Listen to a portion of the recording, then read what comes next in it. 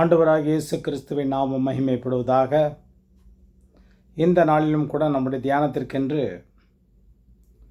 தலைப்பானது விசுவாசிக்கிறவன். இதற்கு ஆதாரமான வசனம் என்னவென்றால், யோவான் எழுதின சுவிசேஷ புஸ்தகத்திலே 3ஆம் அதிகாரம் 16ஆம் வசனம். அதில் சொல்லப்பட்டிருக்கிறது, தேவன் தம்முடைய ஒரே பேரான குமாரனை விசுவாசிக்கிறவன் எவனோ அவன் கெட்டுப்போகாமல் நித்திய ஜீவனை அடையும்படிக்கு அவரை தந்தரளி இவ்வளவாய் உலகத்திலே அன்பு கூர்ந்தார். என்ன சொல்கிறார் அப்படின்னா, தேவன் தம்முடைய ஒரே பேரான குமாரனை, அதாவது இயேசு கிறிஸ்துவை விசுவாசிக்கிறவன் எவனோ, எங்கே இருக்கிறவனோ, எந்த நாட்டில் இருந்தாலும் சரி, எந்த ஊரில் இருந்தாலும் சரி, எப்படியாப்பட்டவனாக இருந்தாலும் சரி, அவன் கெட்டு போகக்கூடாது. அவன் கெட்டு போகாமல் அவன் அழியாத வாழ்க்கையாக நித்திய ஜீவனை அடைந்து கொள்ள வேண்டும். அதற்காகத்தான் இயேசு கிறிஸ்துவை உலக தந்தருளி இவ்வளவாய் உலகத்திலே அன்பு கூர்ந்தார். அல்லேலூயா.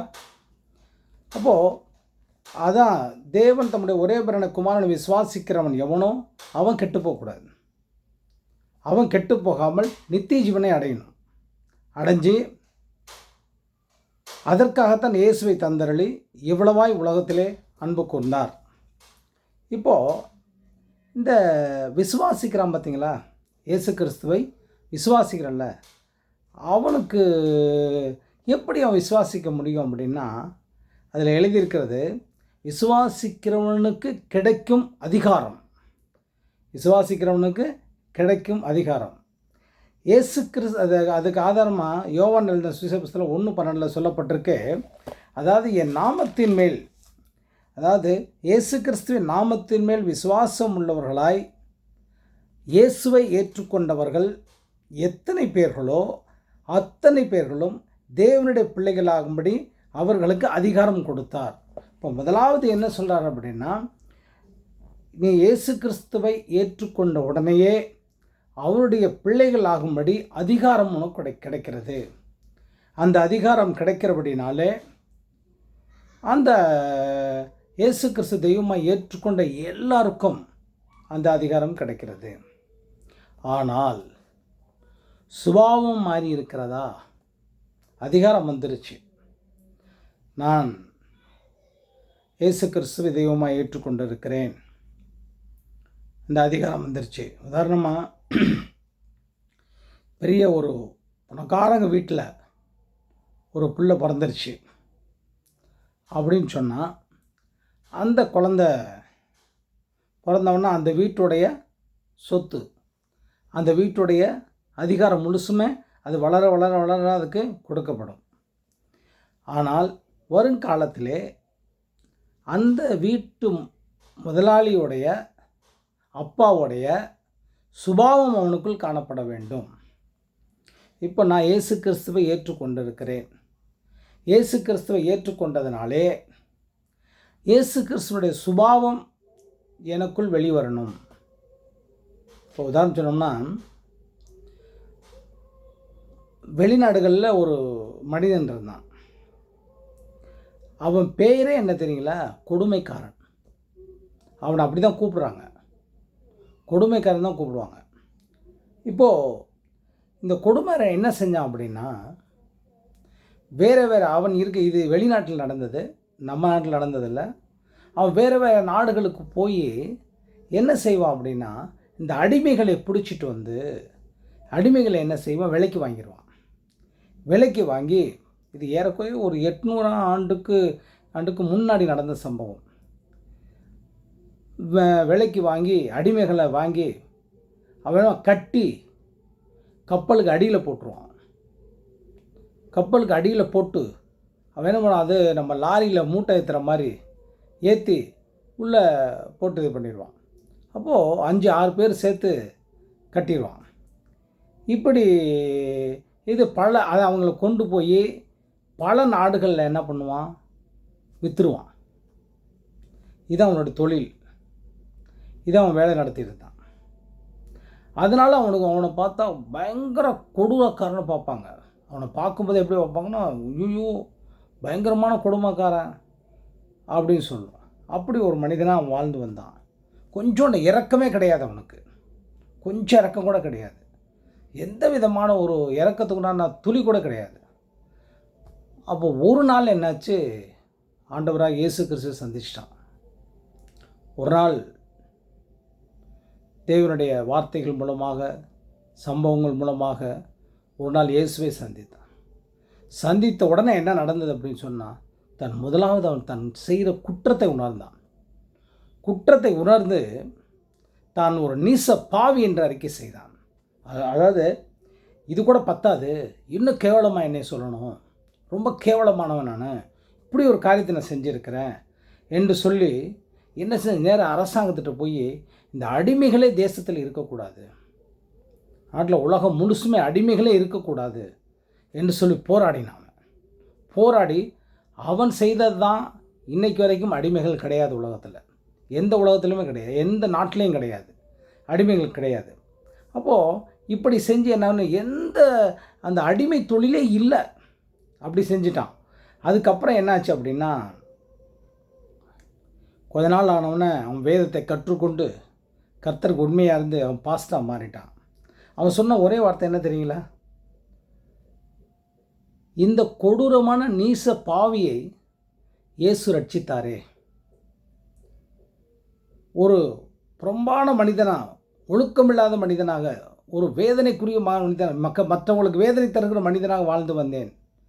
இயேசுவை ஏற்றுக்கொண்ட பிறகு அதை உணரும்போது என்னை போல இருந்த என்னை போல ஒருவன் ஆகக்கூடாது, பிறக்கவும் கூடாது என்று சொல்லி அவன் என்ன செய்தான் அப்படி சொன்னால், அறிக்கையிட்டான், நான் ஒரு நீச பாவி என்று சொல்லி அறிக்கையிட்டான்.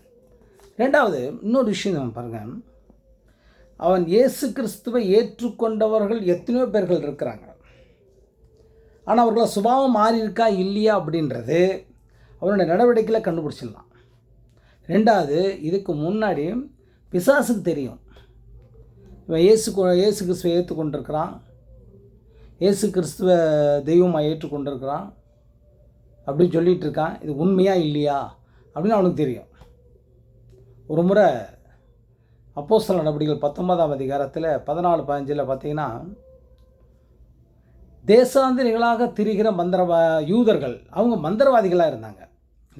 நம்ம ஊரில் பார்க்குறோம்ல, குடும்பம் வேணாம், ஒன்றும் வேணாம், ஞானியாக போகிறேன் அப்படின்னு சொல்லி போகிறாங்கல்ல, அந்த மாதிரி போன கொஞ்சம் பேர் என்ன பண்ணாங்க, அவங்க மந்திரவாதிகளை மாறினாங்க.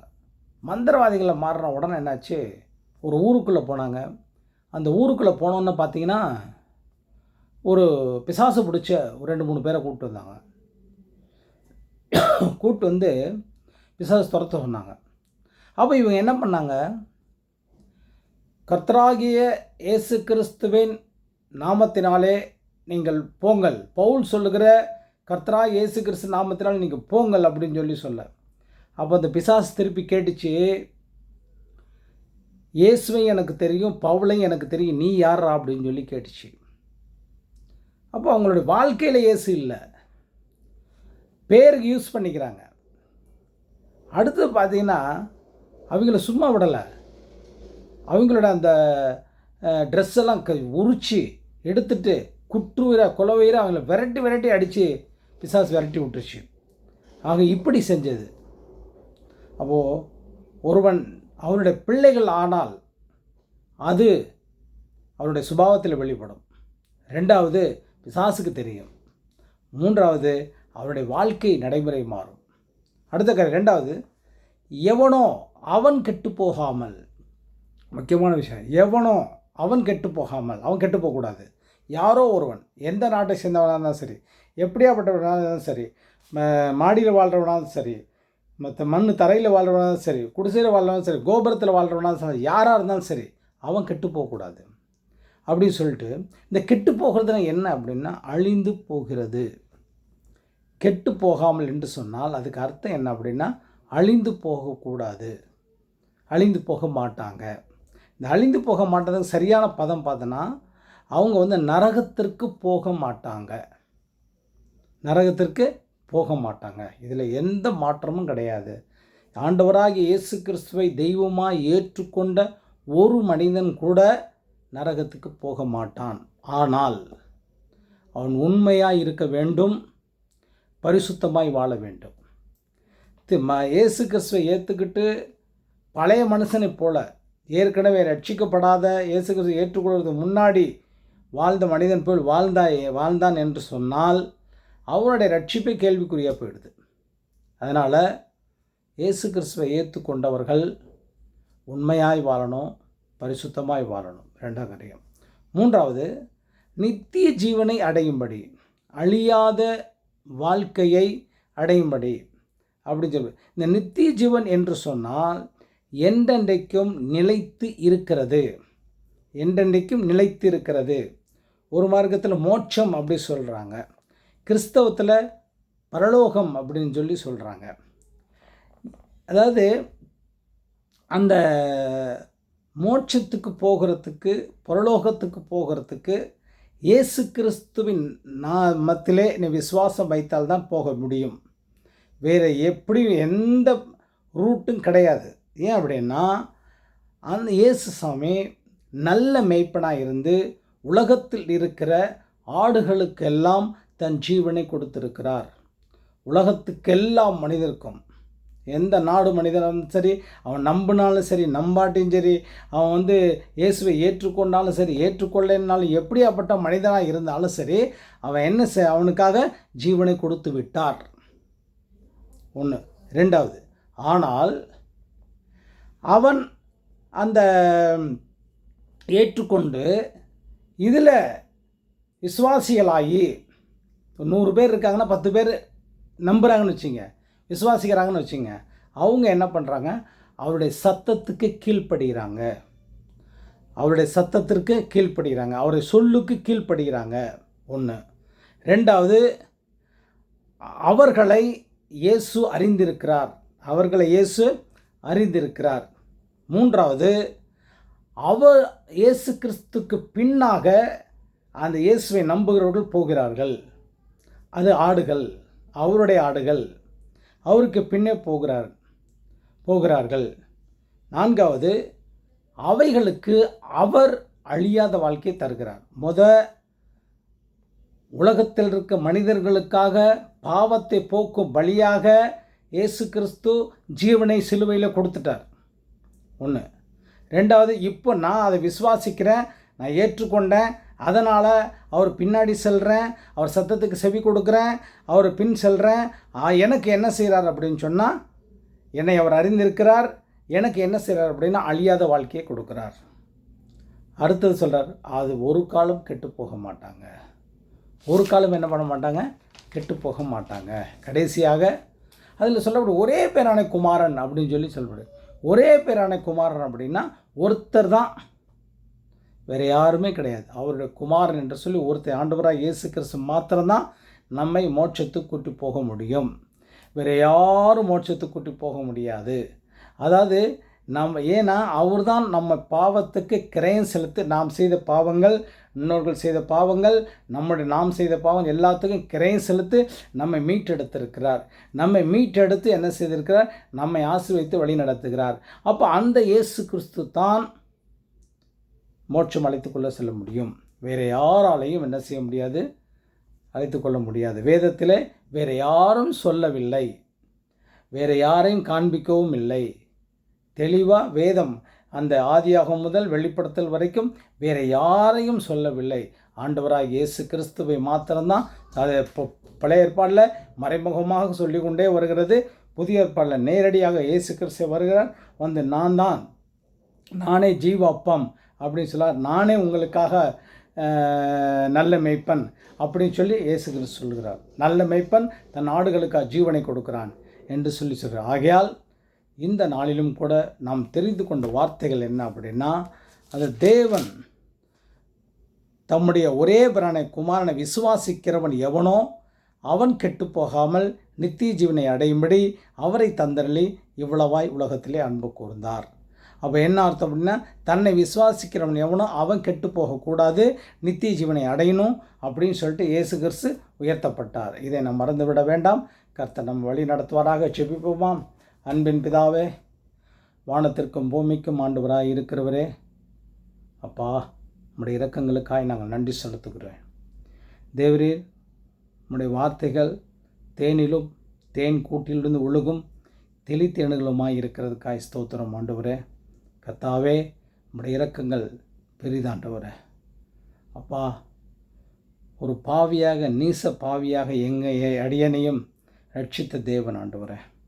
சொல்லனா பாவங்கள் செய்த எங்களையும் அடியனையும் ரட்சித்து இந்த நாளிலும் அடியன் அப்பா பிதா என்று கூப்பிட பண்ணுகிற புத்திர சுவிகாரத்தின் ஆவியை கொடுத்துருக்கீங்க. அதற்காய் ஸ்தோத்திரம். என் நாமத்து மேல் விசுவாசம் உள்ளவர்களாய் என்னை ஏற்றுக்கொண்டவர்கள் எத்தனை பேர்களோ அத்தனை பேரும் தேவனுடைய பிள்ளைகளாக அதிகாரம் கொடுத்ததுக்காய் ஸ்தோத்திரம். கர்த்தாவே, ஐயா, இந்த நாளிலும் இந்த வார்த்தைகளை சொல்லியிருக்கிறேன். கேட்கிறவர்களோடு பேசுங்க, அவர்களோடு இடைபடுங்க, அவர்களை ஆசீர்வதிங்க. ஆண்டவராக இயேசு கிறிஸ்து நாமத்திலே துதி ஸ்தோத்திரங்களை ஏறெடுக்கும் ஜீவன் நல்ல பிதாவே. ஆமேன், ஆமேன், ஆமேன், ஆமேன். Praise the Lord.